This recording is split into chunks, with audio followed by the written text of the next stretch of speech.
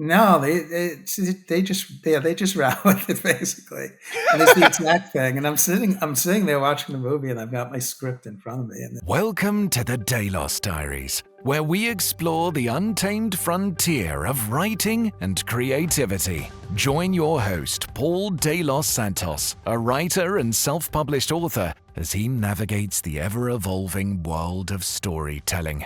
Hello, everyone. Welcome to this episode of the Delos Diaries. I'm Paul Delos Santos, joined today by Ben Parris. Did I say it right?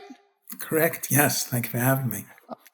Well, anytime. So I always launch off every one of my podcasts literally with this question: what got you into writing? Because everyone's journey is a very different one.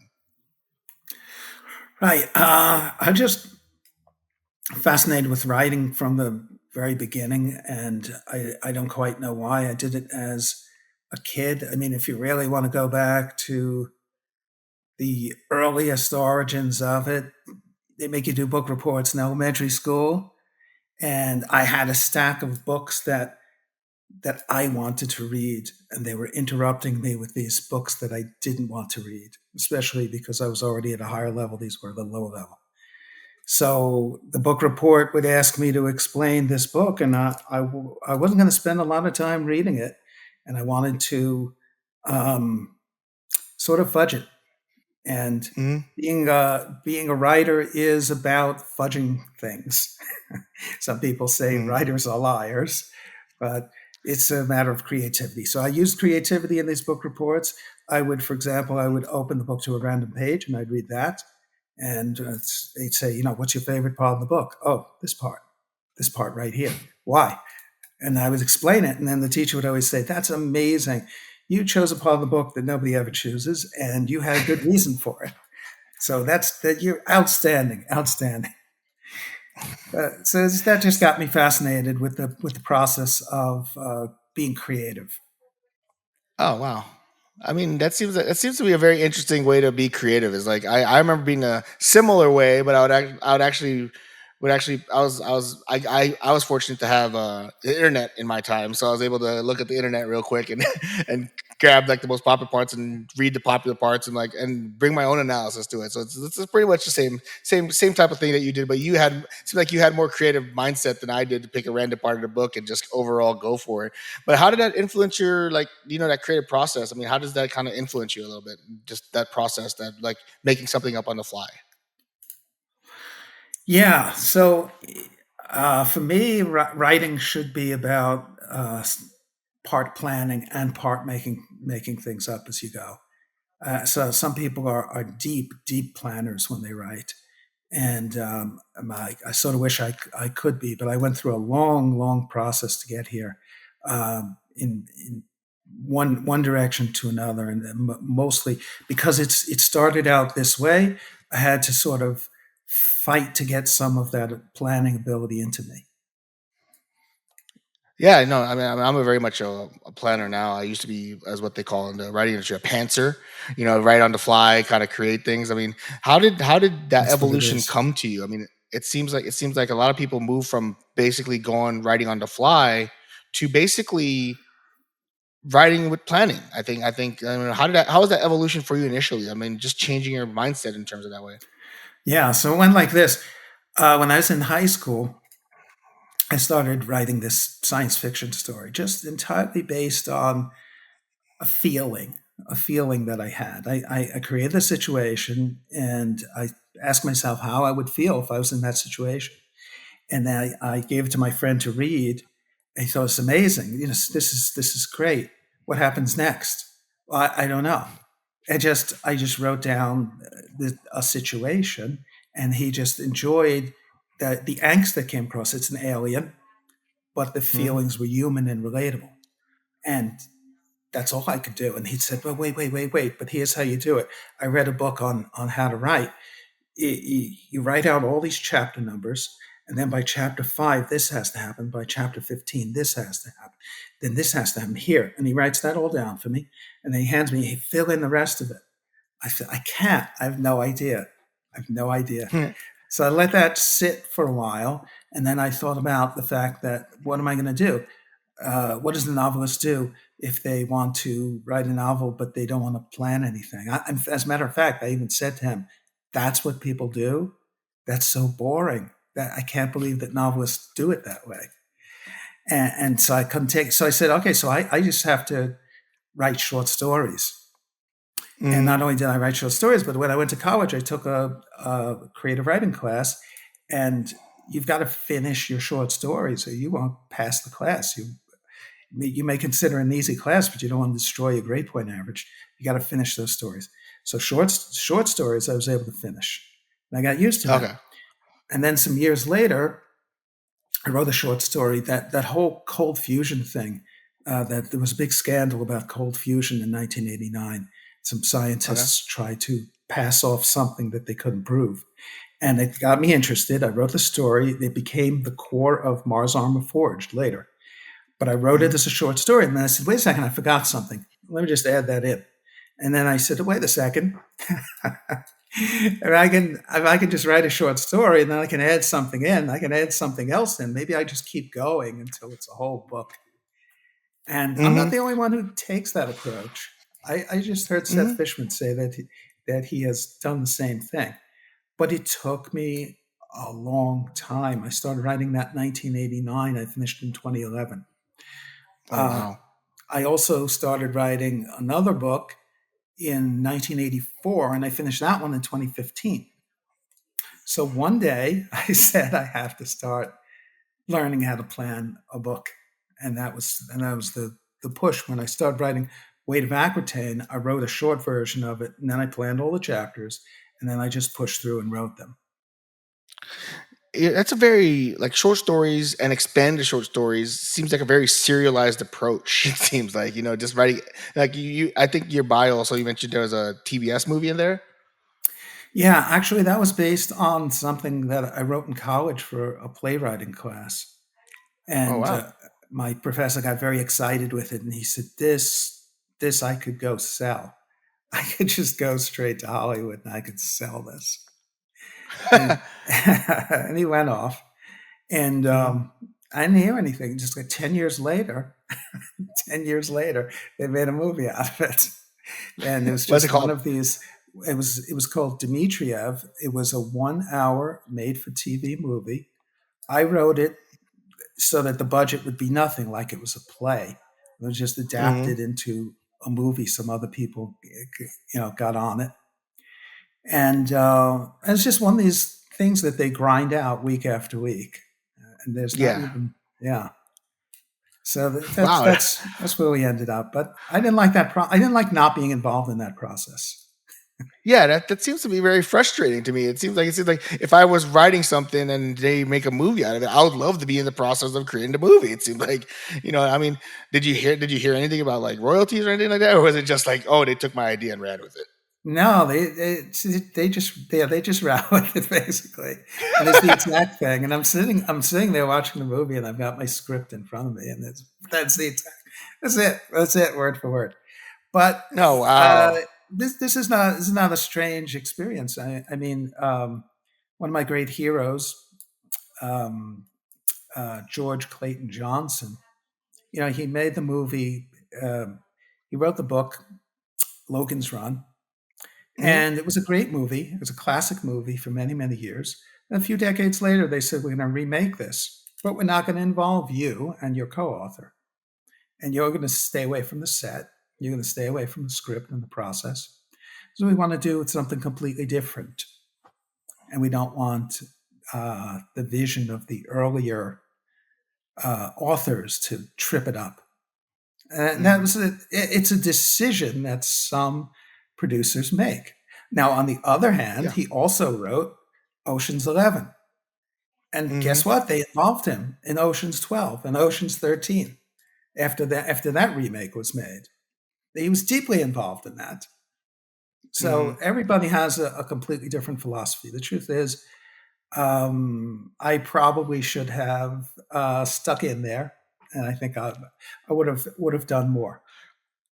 Yeah, I mean, it just seems like I would be like stunned if I saw my a work that I wrote in college all of a sudden be on TV. I'm like, wait a minute, I know this story. I've done it. I know the dialogue. I mean, everything about it is like me. So, just overall, like, how do you get ideas? I mean, it seems like you mentioned you're inspired for your novel. One of your novels, Mars Armored Forge, by the Cold Fusion you mentioned earlier. So, like, how do you get your ideas, and what inspires you to kind of get these ideas? So some ideas, I guess I was certainly in the late '80s and early '90s. I was really digging for ideas. I constantly reading Discover magazine and every Tuesday science section of the New York Times, and just Mm. saying, I want to do what these great science fiction writers have always done and extrapolate from current technology and say, what will the world be like in the future? And how's that going to turn out for us, for better or worse? And kind of interested me more of the time when it turned out for the worst. I was raised on the Twilight Zone, and and so that's where a lot of my ideas came to me, and also basically reading other authors that I really liked, where I would say, I love this book, but I don't like the turn it took. So I start thinking of how I would have written that, and then Mhm. it usually turns into a whole other thing, mostly unrecognizable from where the original started. Mhm. Oh wow! Like I think I'm very similar in that action because I take stuff that I like and kind of blend them together. Like my current work of fiction I'm working on is a cyberpunk samurai story because I love samurai tales. I'm a big fan of the samurai tale, the samurai arc of the Akira Kurosawa, and I love cyberpunk, so I just fuse them together. And it's just one of those things where it feels like you do the same thing, and by fusing some genres together when it comes to like science fiction and military fiction. I mean, just how does that work in your approaches? And I think the book that really stood out to me when I met you initially was Corpse. I think it was called Corpse, right? It was the tax Uh, adventure. oh, Creds, Yeah, CREDS. Cred. Yeah, Yeah, Creds, the Creds. IRS adventure. Yes, well, because I was a federal agent myself, and I was Hmm. just astonished from the very beginning. I was so amazed by the whole process and what happens to you, um, and how military it all is over at that agency, that I just started writing a diary every night and recording everything that I saw and felt, and that became the basis for the book many years later. Oh wow, that kind of caught my eye when I saw it. I'm like, this looks like an interesting blend of like concepts. And I think that's kind of like what I think authors need to do in this day and age is they need to like take some wacky risk. I think to me that's a risk that I think you told me the story of the guy who was running the airport and he just picked up your book by random and he was like initially shocked that he picked up something that he thought it would be boring. He was impressed by it. So do you think authors have to find a way to kind of like take some ideas and kind of mesh them together to really create more original stories that because we're at that age where it seems like every story is kind of like like being retold in some way shape or form, especially how movies are. Well, things do get recycled a lot. I think if you really just allow the process to happen, allow it to be personal to you. Hmm. You need to, as you said, put your own interests into it. Because when I was at the IRS, it seemed to me it was like living in an old movie, and that reminded me of the old Pulp Fiction detective stories, and that seeped into my writing, and that's partly what everyone thought was so amusing about it. And Hmm. it's everybody said, "Oh, this is Dashiell Hammett goes to the IRS," and I hadn't read Dashiell Hammett, but I had read other people who read him, and that's where the influence was coming from. Every time Oh somebody wow. recognizes an influence of somebody I haven't read, it's only because it's an influence that traces back to a root. And Hmm. but the fact is, everyone is unique. You almost if you're not trying to copy, if you let yourself be yourself, you couldn't possibly write the same story anyone else could write. You Hmm. have to be original. So that's the path to take. Hmm. Is this something you talk about in your How to Write Novels book? Uh, So I don't really explore everything. When I wrote that, I didn't have the benefit of a good interviewer like you asking questions. mhm, It's the kind of thing where um, a lot of people write books about writing, and you flip through the mhm, book, and the thing is, you go through it, and people say, "Oh, okay, I just picked up a few things that I never saw before, or a few things that didn't occur to me, or to give me a new perspective, gave me background to think about it." Um, so yeah, so that's what all writing books are. And today you write the book is that sort of book. It's just entirely from my own perspective, and we take a few key points and I lay them out for people. what are some of those key points that you kind of mentioned that people? What are some of the things that people who read the book kind of take away from it mostly? Because a lot of writing books kind of repeat the same type of information. But so, what kind of made it unique from your students, from your experiences? What about your writing process made it unique? I was kind of surprised. A friend of mine who is in the first place a much more prolific writer than I am. He read my Mhm, book and he said, the hammer method really got to me. Uh, and I didn't know why. He's like, no, but you say just force it through. Sometimes you write whether you feel like it or not, and you just write and do these exploratory type chapters, and you never know what is going to pop up out of that. And then mhm, maybe you've sat down and forced yourself to write 10,000 words, and you pluck something out of that that becomes a major concept in your book. And he said that it was coming to him that way. So he really enjoyed that part of it. And I guess my perspective too on what you get out of um, some beta reader feedback sometimes. So I had, I guess personally, oh, I'll give you a story here. I okay. wrote, I wrote a book about, I wrote a short story about a super collider. And this came from a real life event. I visited, well, if for those of you who don't know what a super collider is, it's a giant, miles long physics experiment where you take heavy atoms and you smash them together so that you can see what kind of subatomic particles they produce.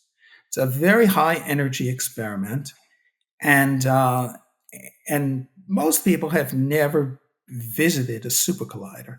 I was the director of a science museum, so they let me in, and there's a catwalk around the super collider, and I am or was terribly afraid of heights.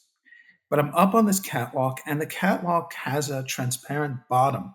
You see right through it. So the heights were a problem for me. But not only does it have a catwalk right over the super collider, it also has open stairwells that go straight down into the collider. So I looked down, I got dizzy, I passed out for a second, I fell down the stairs backwards, sliding right into the super collider when it was in operation. These are supposed to be stairs that access the chamber when it's off. I mean, when people go down those stairs when it's off. I was going down the stairs when it was on.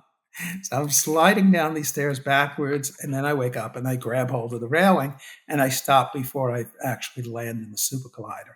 And Oh, I asked my tour guide, what would have happened? yeah. What would have happened? And he says, I don't know. So they left it at that. And so I ended up writing this story about the director of a super collider who falls into the collider. And people read that story and everyone said the same thing. I can't stand this. I mean, the writing is good. I love the dialogue.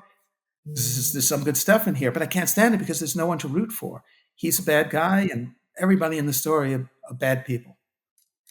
And it's because I was raised on things like the Twilight Zone, and things like that happen.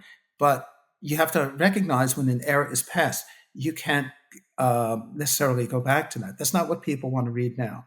People don't want to read um, stories that don't have a protagonist somewhere in them that they can root for. It's just like you can no longer write a book about man versus nature and not have an Hmm. antagonist, the other side of that. Call of the Wild was the turning point for that.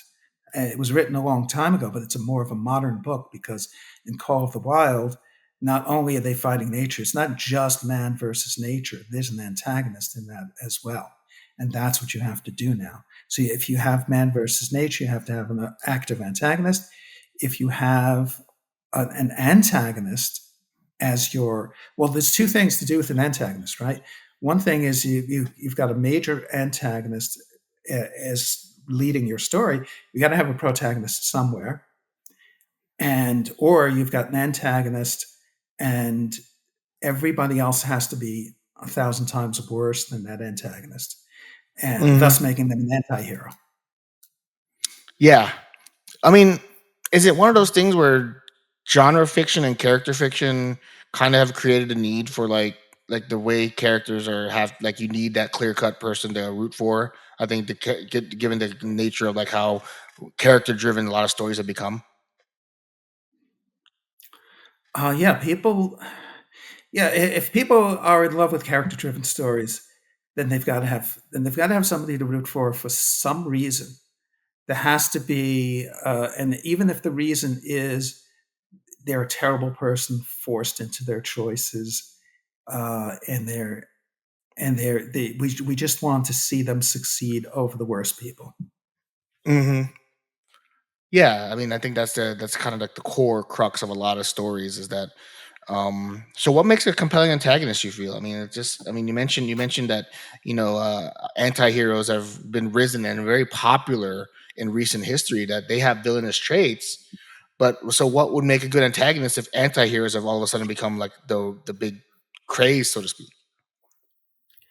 Well, again, the antagonist just has to be much worse because there has to be a distinction between the protagonist slash antihero and the actual Hmm. antagonist. There has to be both a distinction and a parallel, right? So one thing that's never ever gone away that goes back to everything you've ever written, especially when it's in a movie. Whenever the antagonist gets hold of the protagonist, they have them in their control, and now that they have them in their control, they're not afraid of explaining themselves, and that's where all this exposition comes from, right? Because as I say in Today You Write the Book, everyone hates exposition until they don't. They love exposition at a certain point. It's just a matter of timing, right? Sherlock Holmes has to come out at the end and explain the whole thing, or the antagonist has to say what made them so evil. And they Hmm. always tell the antagonist when they have them in their control. And they also, as I've said, one thing that never went away, they always make a comparison. They say, you're just like me. We should work together. How about I don't kill you and we work together? And then the protagonist always has to say, never, I will never do that because I'm not like you. And this is the Hmm. difference between us, right? So the the audience actually wants to hear that. They need to hear that whole explanation. So they have to. So the antagonist has to be like them, but without the redeeming qualities. That's what went wrong. They don't Yeah. have they don't have any possibility for redemption. And that's the thing is that I feel a good antagonist is like so far gone from their initial like from their vision. I think that's what makes compelling is when they have goals, but they're so far extreme about their goals. I think that's what I think makes a decent antagonist in terms of how you should approach it. And it's weird to me because I think antagonists like in certain situations, I mean, just has to be a some sort of parallel or juxtaposition, like you mentioned, to the protagonist. Like they have to have something similar or so vastly different that there has to be like a contrast. They have to be in some ways foils and or a similar in a way, and it just feels like a lot of like writers seem to struggle with this. And why do you think that? They just create a bad Well, guy just because he's like evil. it's very challenging for the same reason that readers have said, I can't read a book where I don't like anyone in the story because now you're in the point of view of the antagonist. So sometimes you could do that for a few chapters. It's virtually impossible to do that for an entire book because no one wants to live in the head of that antagonist. It's too uncomfortable, too irritating. So, as much as the reader sometimes has to live in the head of the antagonist, see their point of view, the author, if they're writing it, has infinitely more pain having to live in the head of the antagonist Yeah. because that's where their reality comes from, right? That's where it gets Mm. convincing. They've got to that's why it's so pain because unless you are that way, then it's hard to it's hard to have to suffer through um, creating that mindset for yourself. It's like a character actor when they call it where um, it, that acting process where they have to certainly switch something on and they never switch it off, whether they're on set or off set. They are that Mm. character, and it's very painful. And the actors talk about how painful that is. Yeah, it's like that the different styles, that different headspaces you have to enter and everything. Like I think that's where a parallel that we struggle with because it's like very difficult to get into the mind of like someone who's ultimately going to be defeated. I think no one wants to be a loser in any way, shape, or form, and I think that's That's kind of right. how I think that's how I approach protagonists. Is that it's kind of hard from that perspective when you look at it from the angle that you're going to lose and you're going to and you have to be in that mind frame of like, oh, I'm going to have to write something about a loser. And I'm like, oh, I think that's what helps with sports journalism too. Is I've learned from the long time how to write from a Right. loser's perspective, and I think that has helped me write antagonists a lot better. So, uh, just overall, just you mentioned it before. Um, just when and today you write a book, you emphasize that structured approach. To just talking, I sense a structured approach. So how's that?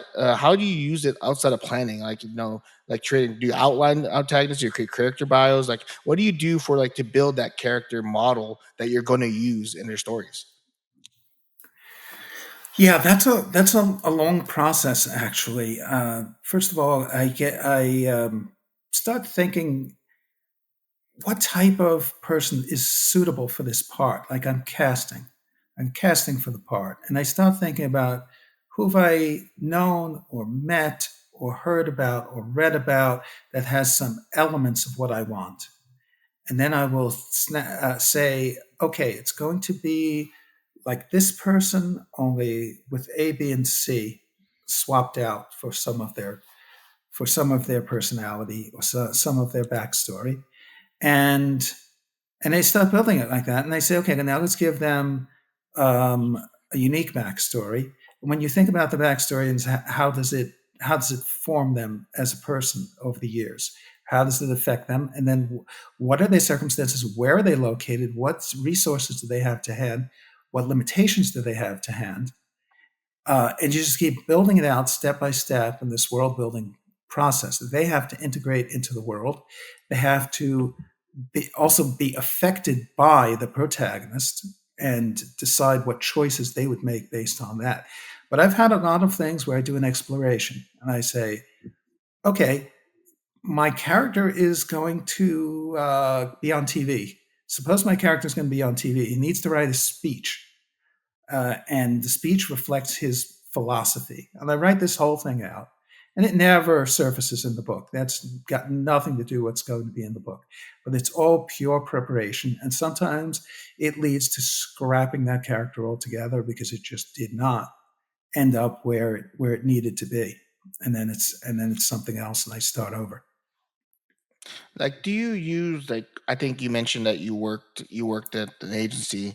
Do you use like people you met before? Like I know you kind of look at models and people and potential. Like if for me, I'm like I think from a perspective like if I was filming a movie about this book, who would play the role?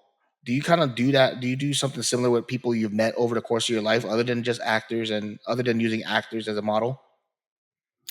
Yes, exactly. I say, who could play this role in one of the books I'm writing?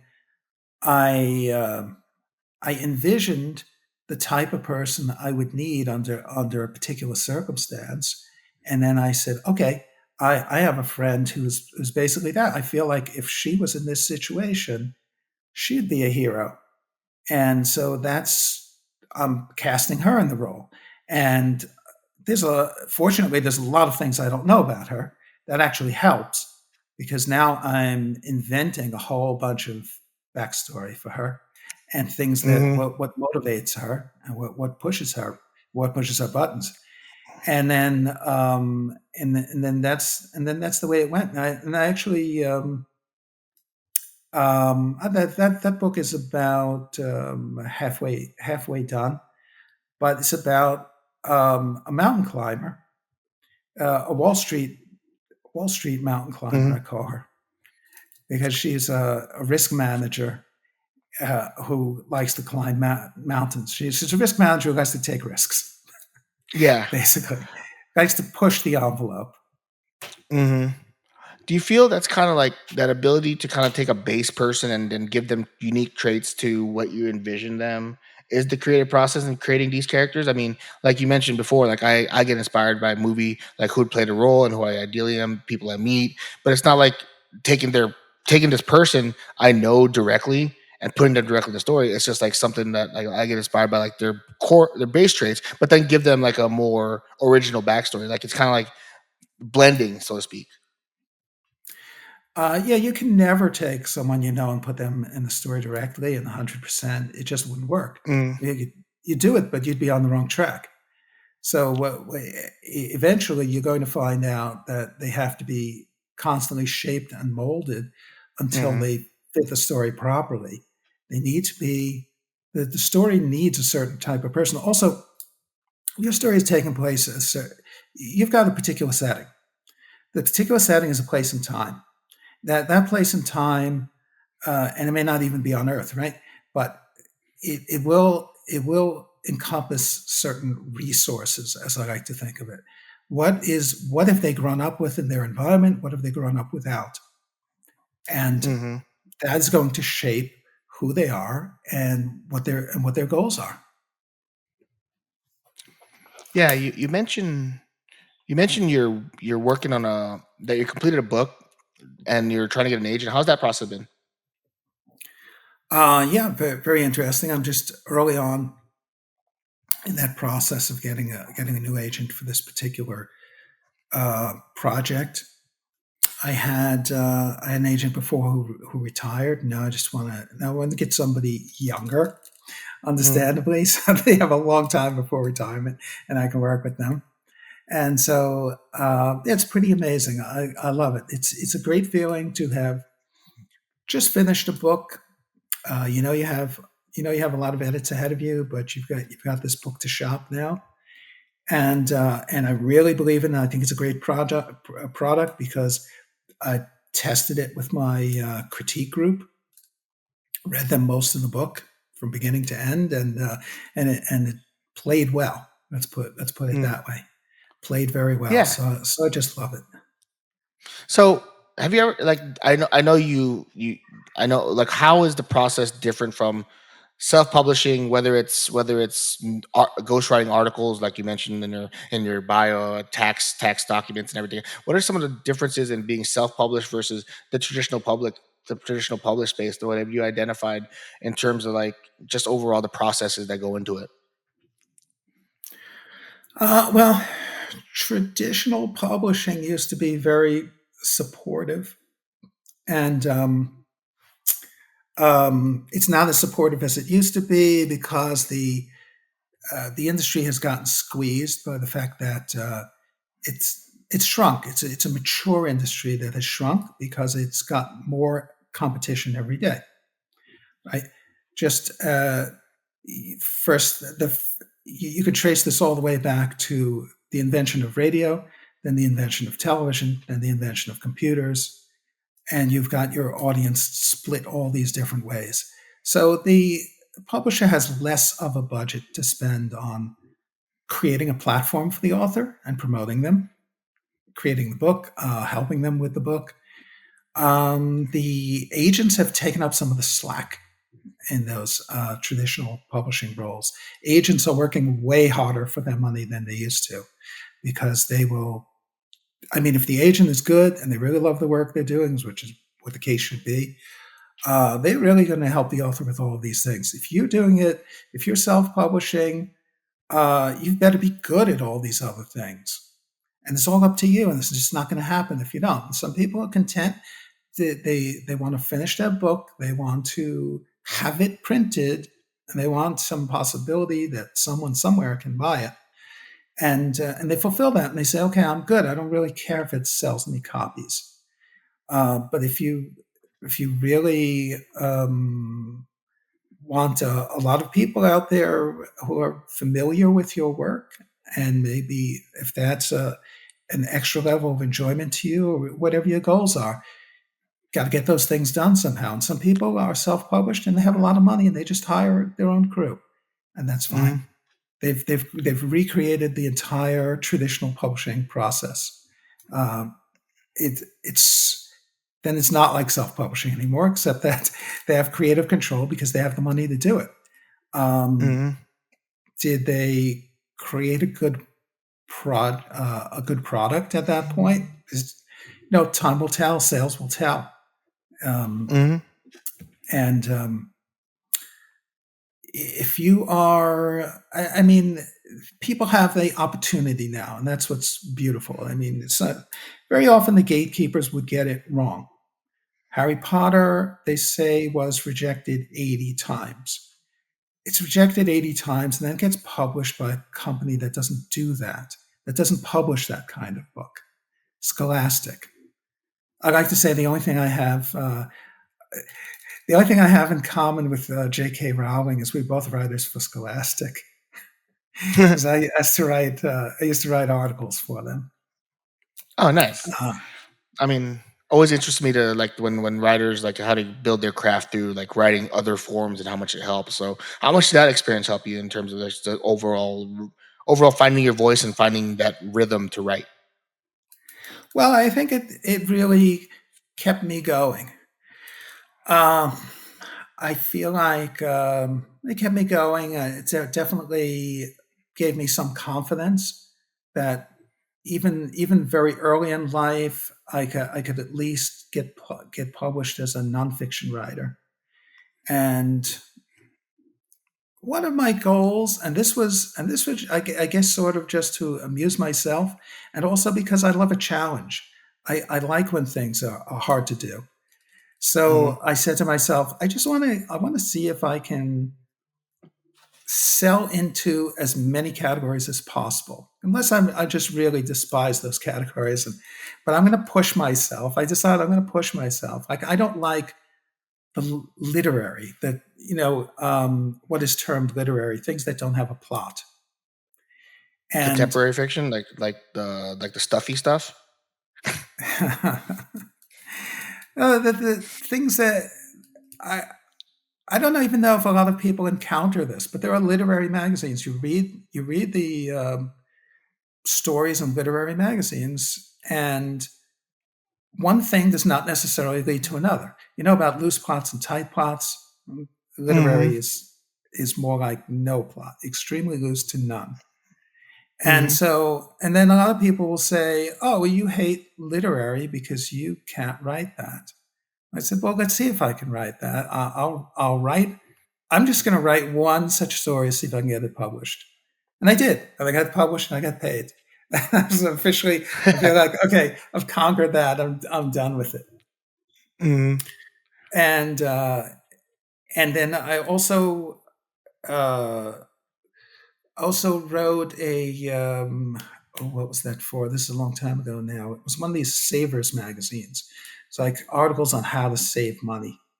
So that's not my thing either. So I said, let me see if I can do that, and I did that. It was that type of thing. Also wrote the vision statement for the Connecticut Science Center when they launched that. But this was a more important project to me because one of my day jobs was I was running a science center, and I was a consultant to other museums around the world. And so, and I'm very interested in advancing science and getting kids to become scientists and engineers. So if I can help launch a science center, okay, now I've done something really important. So vision statement for it, that's that's close enough to creative writing, Mm-hmm. which I love the most. And so that definitely helped bridge the gap, if that's what you're asking me. Yeah.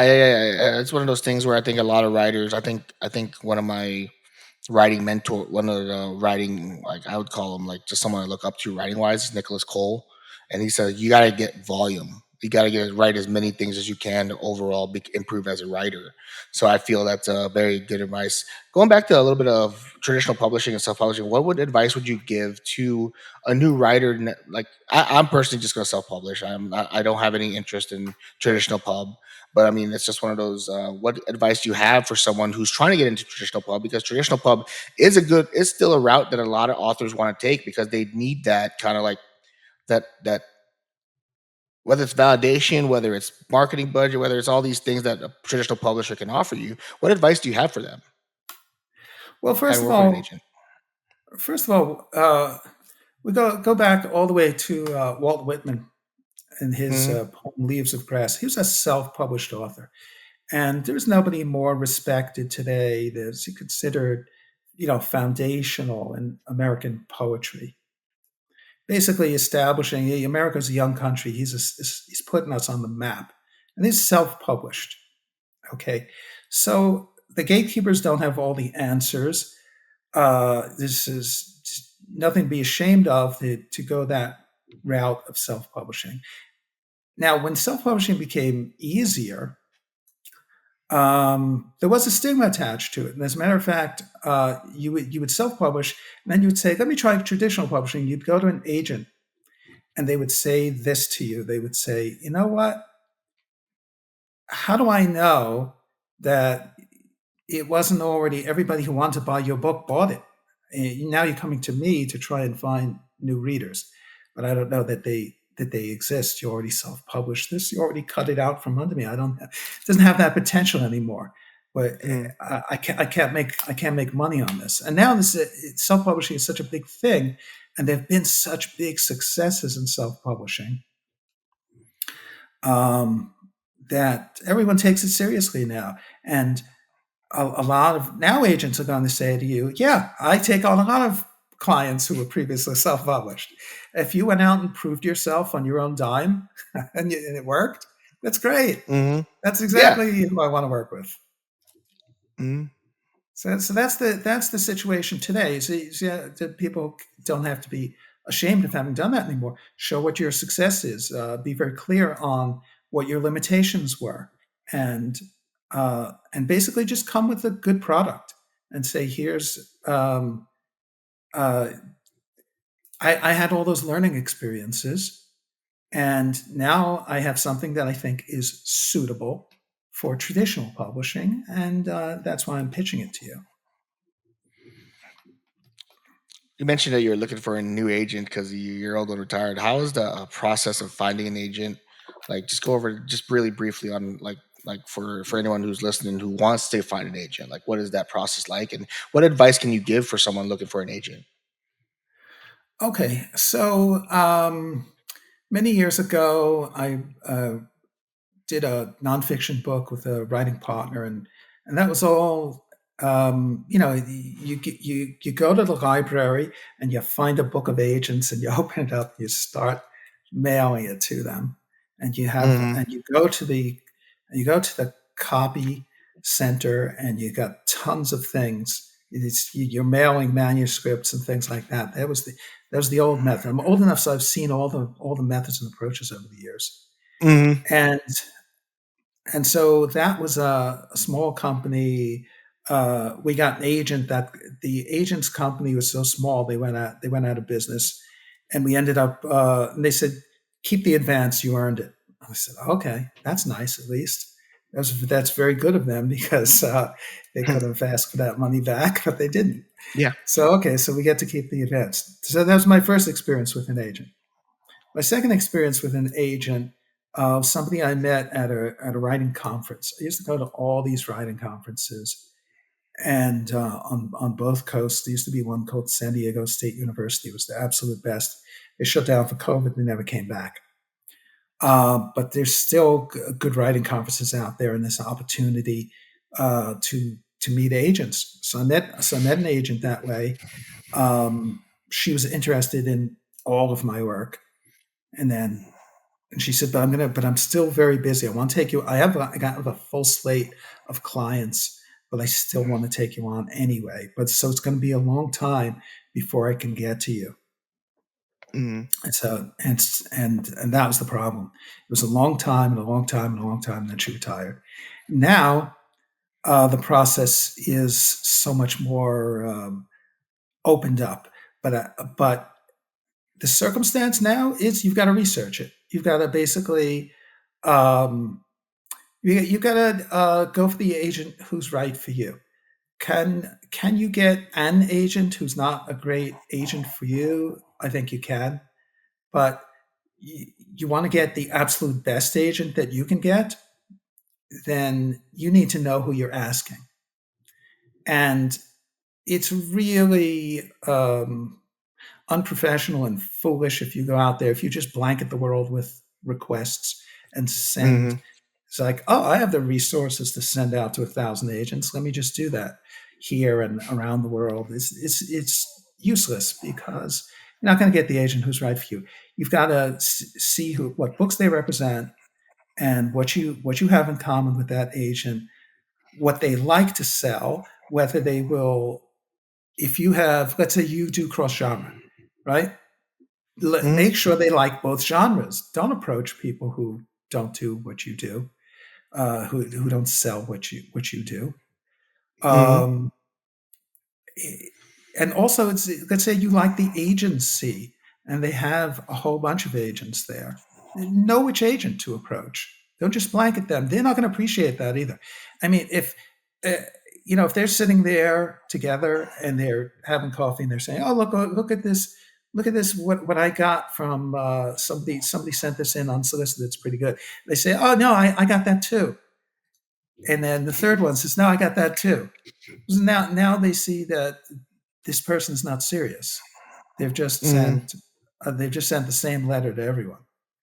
So Mm-hmm. you have to take it seriously. You have to do your work. You may just hate the process. You may not want to spend your time that way. In which case, then self-publishing is the right way to go. But once you're Mm-hmm. committed to finding an agent, then you have to put in the time to do it right.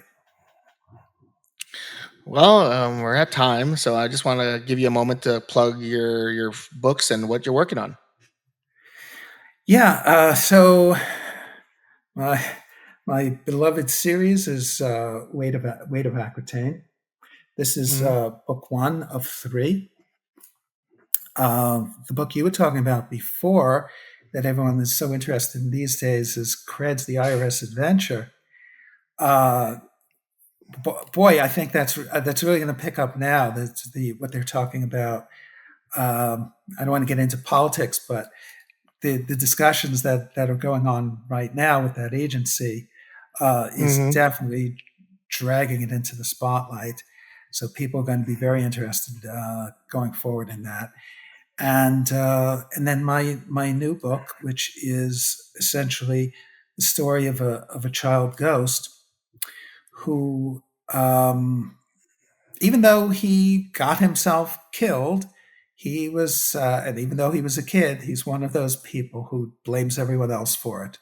So he's now a poltergeist, and everyone around him, people he knew and people he doesn't, they'll have to pay the price. Mm-hmm. Awesome.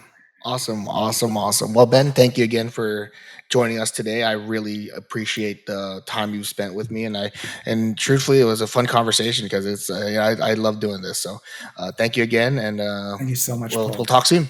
No problem. Thank you.